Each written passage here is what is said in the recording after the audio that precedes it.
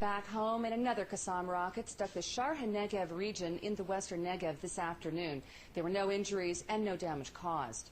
Israel Air Force jets struck at least 6 terrorist targets in the Gaza Strip early this morning.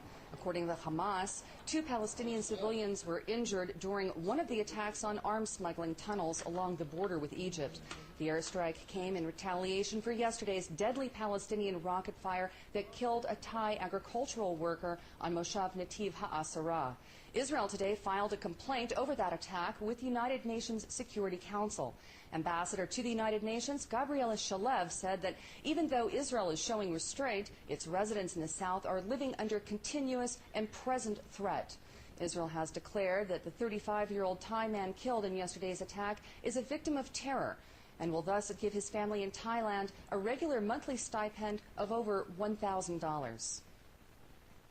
Security forces in Jerusalem remained on high alert today following the latest wave of violence in the Old City.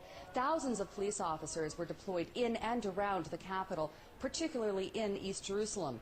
Security officials once again restricted entrance to the Al-Aqsa compound to men over 50 years of age and women bearing Israeli identity cards. This in order to prevent disturbances by younger Palestinians. Sporadic riots took place, but no injuries were reported. Meanwhile, clashes erupted between Palestinian protesters and IDF troops throughout the West Bank today. Following midday prayers, Palestinians hurled rocks at IDF soldiers in Hebron and at the Kalandia checkpoint north of Jerusalem. Troops responded with tear gas, stun grenades, and rubber-coated bullets to disperse the rioters. No injuries were reported. Demonstrators also marched against Israel in the Hamas-controlled Gaza Strip.